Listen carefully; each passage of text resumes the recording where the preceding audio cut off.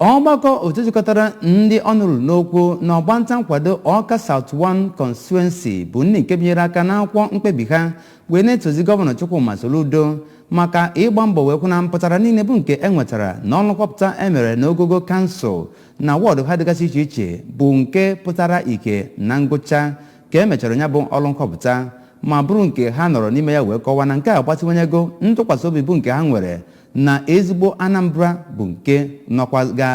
ga-adịkwazi ire. Ya bụ ọgbakọ otu bụ nke binyere aka n'akwụkwọ nkwado akụ na ọgbakọ bụ nke ha chịkọbara n'Awka. Onye nta aka Chukwuemeka Modilim nọ n'akụkụ iwetara gị etu o si wee gaa. Ya bụ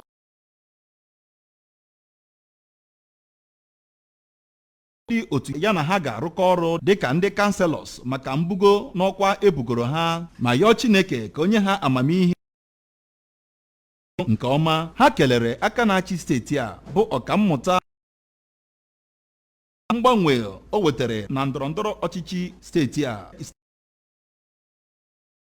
nke ga-eweta mgbanwe na ndụ ndị Anambra. Ya bụ ọgbakọ kelere ụlọ nzukọ omeiwu steeti a maka nkwado ha nyere ya bụ amụma ego nke steeti a nke afọ 2021 ya na amụma nke ga-ahụ na a na-enwe ikpe nkwụmọtọ n'egbugo oge ọbụla n'ụlọ ikpe dị na steeti a ya na amụma ndị ọzọ niile ha kwadoro ka ọ bụrụ iwu na steeti a. Onye odeakwụkwọ ya bụ ọgbakọ bụ Maazị Osi Ọnụko gụpụtara ya bụ nkwekọrịta niile ha nwere na ya bụ ọgbakọ, ebe onye ndu ndị ka n'ọnụọgụ n'ụlọ nzukọ omeiwu steeti a bụ Maazị Nnamdi Okafọ nyere ya nkwado, ebe ndị ọzọ kwadokwara ya. N'aka nke ya, otu n'ime ndị so na ya bụ ọgbakọ bụ Maazị Obi Ochichi Modilim kọwara aka na-achị steeti a bụ ọkammụta Chukwuma Soludo dịka ezigbo onye ndu ma ebe odu Anambra steeti aga, ma kelee ya n'inye ndị mmadụ ọrụ dịka ndị isi oche n'okpuru ọchịchị kansụl niile dị na steeti a ka steeti a wee gawanye n'ihu.